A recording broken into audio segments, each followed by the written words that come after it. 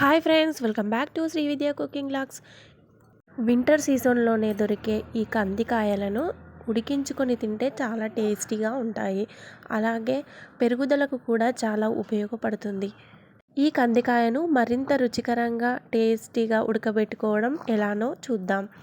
నేను కందికాయను ఉడికించుకోవడానికి ఒక half KG కందికాయను తీసుకున్నాను. ఈ కందికాయను ఉడికించుకోవడానికి ఒక ప్రెషర్ కుక్కర్ తీసుకొని మనం తీసుకున్న కందికాయ మొత్తం అందులో వేసుకోవాలి. ఇలా వేసుకున్న తర్వాత ఆ కందికాయను 2-3 సార్లు నీట్గా వాష్ చేసుకోవాలి.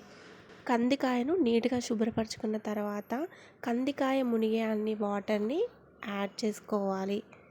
వాటర్ని యాడ్ చేసుకున్న తర్వాత కందికాయ మరింత టేస్టీగా ఉండడానికి ఉడికించేటప్పుడే కొద్దిగా సాల్ట్ని యాడ్ చేసుకోవాలి. ఇందులో నేను 1 టీ స్పూన్ సాల్ట్ను వేసుకున్నాను. ఇలా సాల్ట్ని వేసుకున్నాక గరిటె సహాయంతో కలుపుకొని ప్రెషర్ కుక్కర్ మూత పెట్టుకొని ఒక 3 విజిల్స్ వచ్చేంత వరకు ఉడికించుకోవాలి. మరిన్ని ఎక్కువ విజిల్స్ వరకు కందికాయను ఉడికించుకుంటే మరీ మెత్తగా అవుతుంది. 3 విజిల్స్ వరకే పర్ఫెక్ట్గా ఉడికిపోతుంది. 3 విజిల్స్ వచ్చిన తర్వాత స్టవ్ ఆఫ్ చేసుకొని ప్రెషర్ అంతా పోయిన తర్వాత ప్రెషర్ కుక్కర్ మూత తీసేసి వాటర్ నుండి కందికాయను సపరేట్ చేసేసుకోవాలి. ఈ విధంగా వాటర్ నుండి కందికాయను సపరేట్ చేసేసిన తర్వాత పూర్తిగా చల్లారిన తర్వాత ఈ కందికాయను టేస్ట్ చేయండి, చాలా రుచికరంగా ఉంటుంది. ఈ విధంగా కందికాయలను ఉడికించి మీ పిల్లలకి ఇవ్వండి, చాలా ఇష్టంగా తింటారు.